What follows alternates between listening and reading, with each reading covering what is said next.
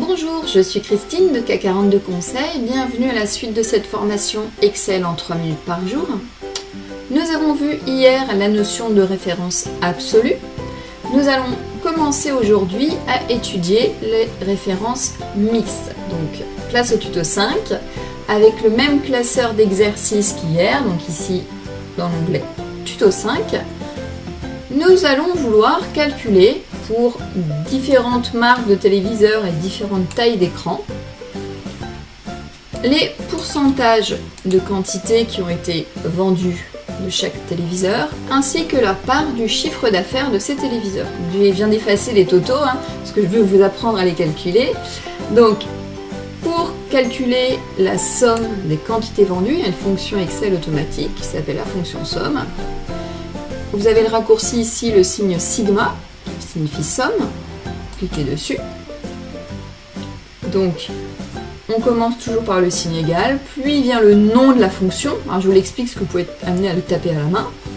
Puis, entre parenthèses, première ligne à additionner, le 2 points qui signifie jusqu'à, et dernière ligne additionnée. Donc là, on lui dit, fais la somme de la ligne C4 à la ligne C12. Qui peut aussi sélectionner à la main en cas de besoin.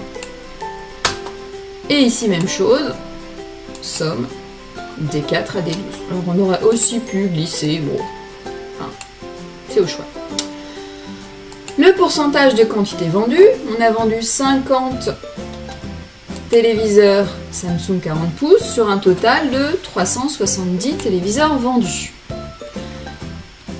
Pour obtenir le pourcentage, on fait C4 sur C13. Est-il besoin de vous montrer ce qui se passe si j'utilise les références relatives? Ça glisse, ça va pas du tout, donc c'est pas bon. Logique. On va devoir donc utiliser les références mixtes. Alors pourquoi mixtes? On pourrait très bien se dire, je fais comme j'ai vu dans le tuto précédent, je bloque la cellule C13 et ça ira très bien. Bah oui, mais dans ces cas-là, je ne peux pas glisser également pour calculer automatiquement la part du chiffre d'affaires. Puisque, là il a bloqué C13 comme on lui a demandé. Qu'est-ce que ça veut dire? Ça veut dire qu'on ne va bloquer que ce qu'il est nécessaire de bloquer.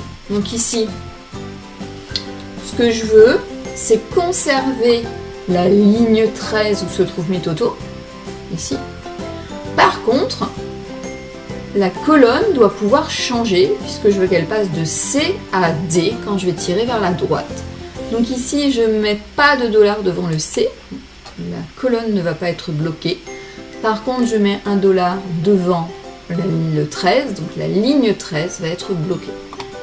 C'est une référence dite mixte. Voyons ce que ça donne. Je tire vers le bas.